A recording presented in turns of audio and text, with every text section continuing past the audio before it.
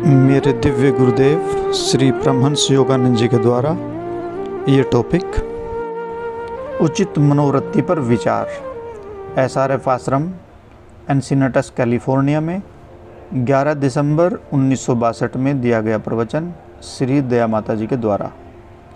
Book केवल प्रेम। माता जी कहती हैं, एक बार भगवान बुद्ध ने कहा था, हे भिक्षुओं, पवित्र जीवन का सच्चा अर्थ उपलब्धियों, विशेष अनुग्रहों एवं मान सम्मान में निहित नहीं है, न ही नैतिक आचरण, एकाग्रता, ज्ञान एवं दिव्य दर्शन की प्राप्ति में है, अपितु हे भिक्षुओं, यह तो केवल मन की कभी विचलित न होने वाली मुक्त अवस्था में ही निहित है। यही इस पवित्र जीवन का उद्देश्य है, यही इसका मूल है, यही इसका लक्ष्य है। मन की कभी विचलित न होने वाली मुक्त अवस्था। मन की कभी भी विचलित न होने वाली मुक्त अवस्था का क्या अभिप्राय है? इसका आशय है कि मन हमेशा आदतों, भावावेगों, इमोशंस एवं आसक्तियों, अट्रैक्शन के दबाव से सर्वथा मुक्त है, हमेशा मुक्त हो और केवल ज्ञान, प्रेम, निस्वार्थ भाव द्वारा नियंत्रित, कंट्रोल रहे। इसका अर्थ यह है कि जब आप अहंकार द्वारा नियंत्रित नहीं हैं, अपितु आप आत्म रूप में मन द्वारा कार्य करते हुए अपने भाग्य के स्वामी हैं, सभी दशाओं एवं परिस्थितियों में सही मनोवृत्ति को व्यक्त करना स्वयं का प्रभुत्व का साक्षी है। सही मनोवृत्ति ईश्वर प्राप्ति का मार्ग है। इसके बिना कोई भी ईश्वर को कभी नहीं जान सकता। यह आध्यात्मिक जीवन की वास्तविक नींव है। प्रत्येक को सही मनोवृत्ति, उचित विचार के लिए निरंतर प्रयास करना चाहिए, अन्यथा ईश्वर के बारे में चाहे कितनी ही बातें करें, कितने ही धर्मशास्त्रों का पठन करें, कितने ही वर्ष गुरु चरणों में सेवा करें, सब कुछ बेकार है। सही मनोवृत्ति, सही विचार में विनम्रता अंतर्निहित है। स्वयं को ईश्वर की दृष्टि में अति तुच्छ स्वीकार किए बिना आप ईश्वर को नहीं जान सकते। इसका अर्थ यह नहीं है कि आप सभी से यह कहते फिरें और विलाप करते रहें कि आप कितने घटिया, कितने तुच्छ हैं। नहीं, विनम्रता का अर्थ है कि चाहे कोई आपसे कुछ भी कहे या आपके साथ कुछ भी करे, आप सदा अप्रभावित रहें। गुलाब को हाथों में मसलने पर भी वह अपनी सुगंध बिखेरता ही रहता है। जब लोग आपको अपने आलोचनात्मक रूपी हाथों में अपने तीखे व निर्दयी शब्दों से मसलें, तो उस स्थिति में उचित मनोवृत्ति यह है कि बदले में आप उनके साथ मधुर, स्नेहपूर्ण और अच्छा व्यवहार करते रहें। और सबसे ज़रूरी है कि उनके बारे में अच्छा ही सोचें। सद्भावनापूर्ण विचारों के बिना कोई भी शब्दों और व्यवहार में सद्भाव को, अच्छे भावनाओं को पूर्ण रूप से व्यक्त नहीं कर सकता। अधिकांश व्यक्तियों के साथ समस्या यह है कि जब उन्हें क्रोध आता है या वे परेशान होते हैं, तो वे न ही किसी प्रकार के तर्क को सुनना पसंद करते हैं, न वे कुछ समझना चाहते हैं। अज्ञानतावश जब कोई व्यक्ति यह मान लेता है कि वह सही है, तब उसे कितने ही स्पष्टीकरण, कितने ही तर्क दिए जाएं, वह स्वीकार नहीं करेगा। वह केवल इतना ही जानता है कि वह अपनी इच्छा का विरोध, वह बस इतना ही जानता है कि उसकी अपनी इच्छा का विरोध किया गया है और उसे केवल इतने से ही मतलब है। वह आग बबूला हो उठता है। यही वह समय है जब सही मनोवृत्ति अपनाई जानी चाहिए। ईश्वर की इच्छा पूर्ण हो।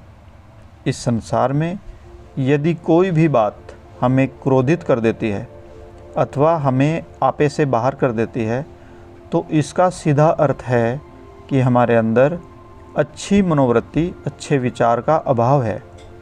यदि आप इसका विश्लेषण करें तो पाएंगे कि क्रोध किसी इच्छा के पूर्ण न होने का परिणाम है। यह एक शुभ इच्छा भी हो सकती है, परंतु फिर भी सत्य तो यही रहेगा कि जब हम किसी निश्चित दिशा में बढ़ रहे हों तब कोई रुकावट खड़ी हो जाए, अर्थात हमारे आगे बढ़ने की इच्छा में बाधा उत्पन्न हो जाए, तो क्रोध आ जाता है।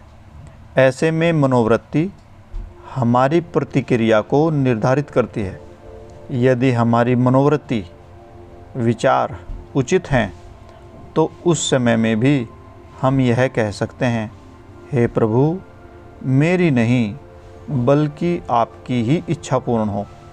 यदि हम इसका पूरी ईमानदारी से अभ्यास करें तो यह क्रोध के भाव आवेग से हमें पूर्णतः मुक्त कर देता है। जब हम इस पर सतत प्रयास करते हैं तभी सही मनोवृत्ति बनती है।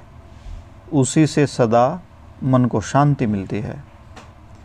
ईश्वर इस संसार में अपनी इच्छा पूर्ण करने के लिए मनुष्य के माध्यम से कार्य करते हैं।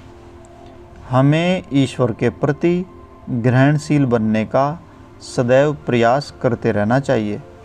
यही वह सही मनोवृत्ति की आवश्यकता है।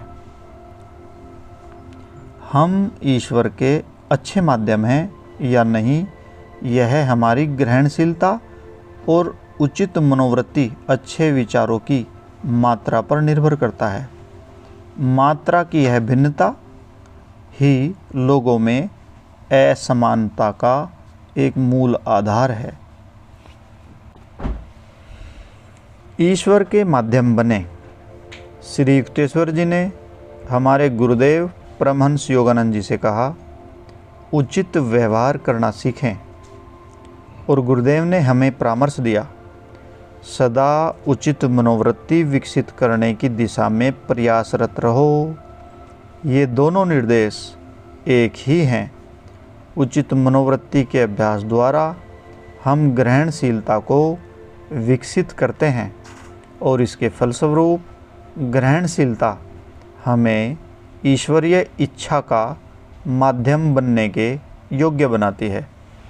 उचित ढंग से लगाए गए तार विद्युत धारा को प्रवाहित करते हैं, परंतु ऐसे तार का क्या महत्व जिसमें विद्युत ही न हो। इसी प्रकार हमारे जीवन का सच्चा अर्थ एक ऐसे माध्यम के रूप में कार्य कर पाने में निहित है जिसके द्वारा ईश्वर अपनी इच्छा को इस पृथ्वी पर कार्यान्वित कर सके। उचित मनोवृत्ति के लिए सदा प्रयत्न करते रहना हम सबका कर्तव्य है, जिससे कि हम ग्रहणशीलता और विनम्रता को अपनाकर ईश्वर के श्रेष्ठ माध्यम बन सकें।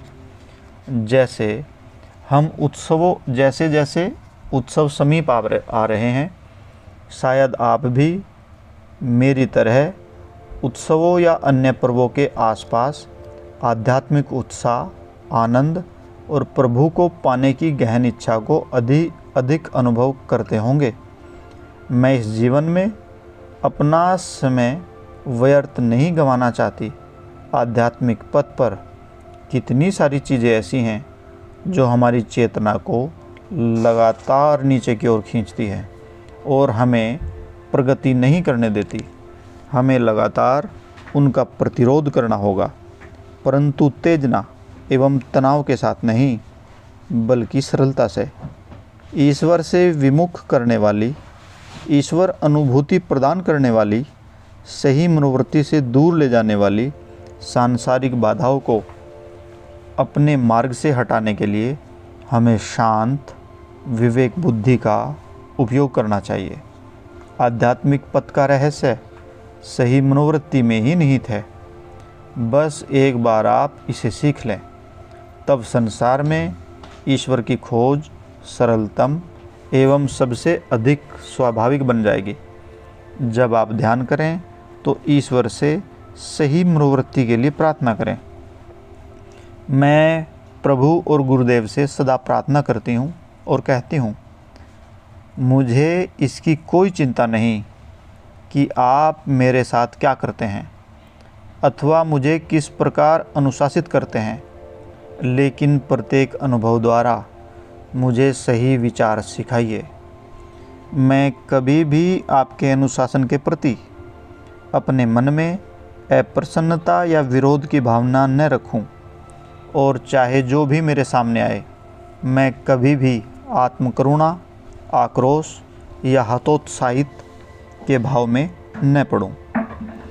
ये सभी गुण एक साधारण अहंकारी व्यक्ति के स्वभाव के अंग हैं। हम साधारण मानव नहीं हैं, हम आत्माएं हैं। हम सभी ईश्वर की संतान हैं और हमें उसी प्रकार व्यवहार करना चाहिए।